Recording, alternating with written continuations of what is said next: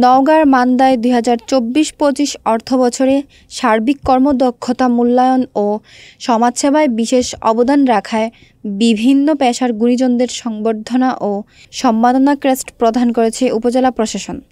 সোমবার দুপুরে উপজেলা পরিষদ হলরুমে ব্যতিক্রমী এই অনুষ্ঠানের আয়োজন করা হয়। নওগাঁ থেকে সাইদুল ইসলাম হেলালের পাঠানো প্রতিবেদনে দেখুন বিস্তারিত। অনুষ্ঠানে সভাপতিত্ব করেন উপজেলা নির্বাহী কর্মকর্তা ইউএনও শাহ আলম মিয়া। প্রধান অতিথি হিসেবে উপস্থিত ছিলেন জেলা প্রশাসক মোহাম্মদ আব্দুল আউয়াল। সঞ্চালনার দায়িত্বে ছিলেন উপজেলা প্রকল্প বাস্তবায়ন কর্মকর্তা আরিফুল ইসলাম। অনুষ্ঠানে বক্তব্য রাখেন উপজেলা প্রাণী সম্পদ কর্মকর্তা মোহাম্মদ নুরুজ্জামান শিপন, মান্দা থানার অফিসার ইনচার্জ মনসুর রহমান, উপজেলা বিএনপির নবনির্বাচিত সাধারণ সম্পাদক ও ইউপি চেয়ারম্যান শফিকুল ইসলাম বাবুল চৌধুরী, সাবেক উপজেলা চেয়ারম্যান ও বিএনপি নেতা ডাক্তার ইকরামুল বারী টিপু, সাবেক ইউপি চেয়ারম্যান ইলিয়াস খান এবং কবি সাহিত্যিক আশরাফুল হক পলাশ। জেলা প্রশাসক আব্দুল আউয়াল বলেন, সমাজের জন্য যারা নিঃস্বার্থভাবে কাজ করেন তারাই প্রকৃত গুণীজন। আজকে যারা সম্মাননা পেলেন তারা নীরবে নিভৃতে সমাজের জন্য অসাধারণ অবদান রেখে যাচ্ছেন। এ ধরনের স্বীকৃতি ভবিষ্যৎ প্রজন্মকে অনুপ্রাণিত করবে এবং সমাজে ইতিবাচক প্রভাব ফেলবে।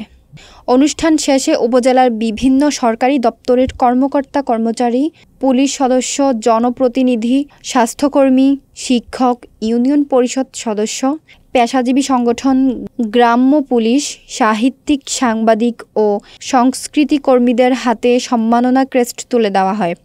বিকেলে আয়োজনের অংশ হিসেবে ঐতিহাসিক কুসুম্বা শাহী মসজিদ নিয়ে লেখা বইয়ের নতুন সংস্করণের মোড়ক উন্মোচন করা হয়। একই সঙ্গে প্রকাশিত হয় সাহিত্য পত্রিকা জলশিরির নতুন সংখ্যা। এছাড়া মানবিক সহায়তা হিসেবে উপজেলার ৩৩ জন অসহায় মানুষের মাঝে অনুদান বিতরণ করা হয়। আসলে আমরা চেষ্টা করেছি যে এক বছরে আমরা যে কার্যক্রম করেছি, সরকারি কর্মকর্তা কর্মচারীবৃন্দ আমরা কি রকম কাজ করেছি সেগুলোকে একটু মূল্যায়ন করার জন্য, পাশাপাশি যারা জনপ্রতিনিধি রয়েছেন তারাও কিন্তু সরকারের দায়িত্ব পালন করেন, তাদের কার্যক্রমগুলো আমরা মূল্যায়ন করার চেষ্টা করেছি। সেক্ষেত্রে উৎসাহ দেখিয়েছেন এবং এই দুঃসাহস দেখিয়ে সফল হয়েছেন। একেবারেই এই কাজ তো করে, তারপরে ইনোভেটিভ কিছু কাজ, এই কাজের বাইরে করার চেষ্টা করেন এবং সেক্ষেত্রে আমাদের মামলার বিদায়ী আছে, সে তার এই কিন্তু সবসময় চিন্তা করা।